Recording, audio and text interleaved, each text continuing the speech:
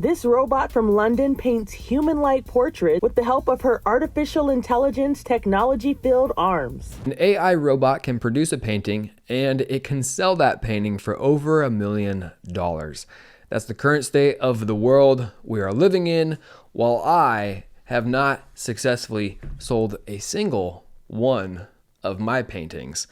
But I wanted to go ahead and just check this robot out.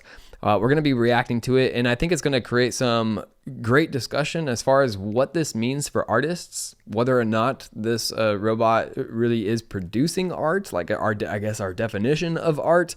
But yeah, let's dive in. Let's dive into this head first. This robot from London paints human-like portraits. I have a lot of inspirations from different places. Okay, so they made her very humanoid.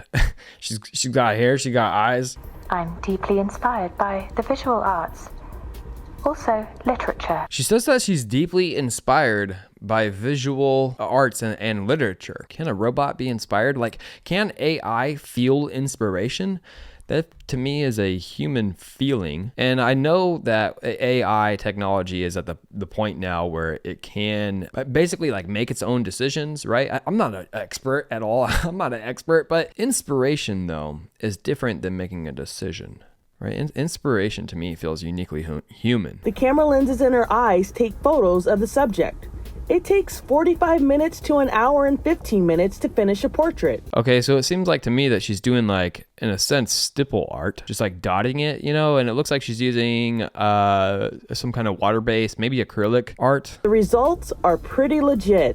So what does Ada? You know what's interesting? A lot of art classes will have you do, like one of your first assignments will be to do a stipple art type of project just like this. I think it depends on what is art. Is art supposed to be good or to create discussion? Is art supposed to be good or create discussions? I think it could be both. I really am somebody who now kind of believes that art is in the eye of the beholder. I don't know if I would necessarily say that this robot, Ada, who's creating this art, I don't know if I would say that what she produces isn't art. It's more so about, should it be valued as much as it is? Should it be valued at $1 million?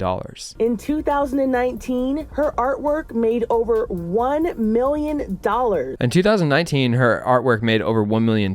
However, what I'm covering today is the fact that she was able to sell something at auction for $1 million and like $1,080,000 or something like that. She's somehow problematic. There's something slightly wrong about having Ada as a robot artist. I don't think it should be so shocking that Ada is controversial, because you have a lot of artists out there who are going to see this and think to themselves that it's just a matter of time until robotics and artificial intelligence puts them out of a job or kicks them out of their career. Something that I'm very interested in is how this is actually produced. So let's go ahead and take a look at this article. Who's really holding the brush? In reality, Ada's work is in collaboration between AI robots and humans, with the latter still a very necessary part of the process. So humans still being a very necessary part of the process. We had a discussion with Ada about what she might paint in relation to the concept of AI for good, and she came up with Alan Turing. She painted 15 images of Alan Turing, then selected 3 to be combined together to form AI God. Is that what the name of the painting is? Those 3 portraits were uploaded to the computer and then printed on the canvas, with Ada then applying marks and textures to finish the painting. So she didn't make she created basically a AI generated image and then made some finishing marks on top of it. Some final bits of texture were added by human assistants in the parts of the canvas where Ada couldn't reach. So Ada still needs a lot of human involvement in order to produce these paintings. But I do think that artificial intelligence is the worst it will ever be right now. It will only get better from here. Like, think about the first iPhone that came out and imagine comparing that iPhone with the newest iPhone of today. Like, artificial intelligence is only going to get better. And so I think it's only a matter of time until you have artificially intelligent robots who can produce masterpieces on their own.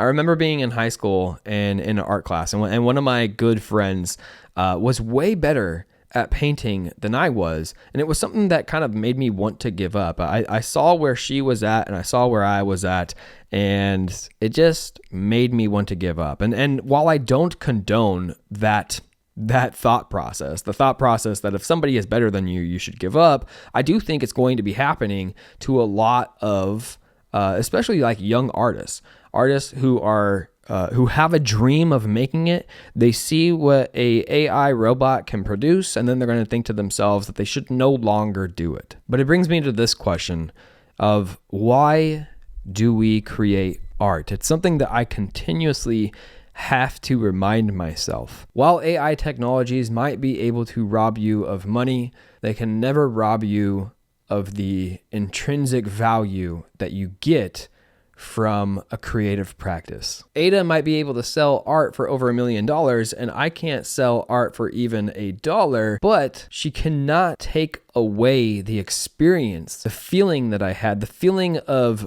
reward, of gratitude, of being able to express myself in art. And she can't do that to anybody. So I hope that many artists out there remember why they started painting in the first place. Because I can tell you, when I get into these modes of wishing that I can sell a painting or dreaming about it becoming a career for myself, it's never as enjoyable.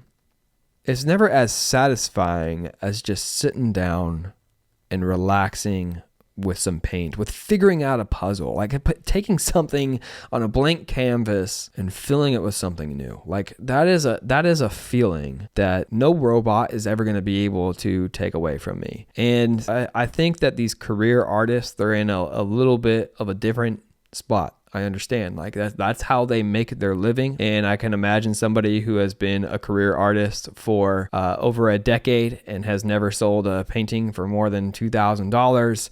I can imagine what it must feel like for them to see this robot be able to sell something for over $1 million. Like that has to be a defeating feeling. And I don't really have an answer, but I also kind of think that this sell is kind of a gimmick. I think that the majority of collectors are going to value the human input over the robotic input. Like right now, I think it's like cool because it's like the first painting robot. And then there's going to be more out there. There's going to be the robot who can create ceramics, and then that's going to sell well. But I think I have hope in humanity that collectors will always get something out of a human creative work than an AI produced work. I was all over the place on this video. What do you think? Let me know in the comments down below. Thank you for watching, and I'll see you next time.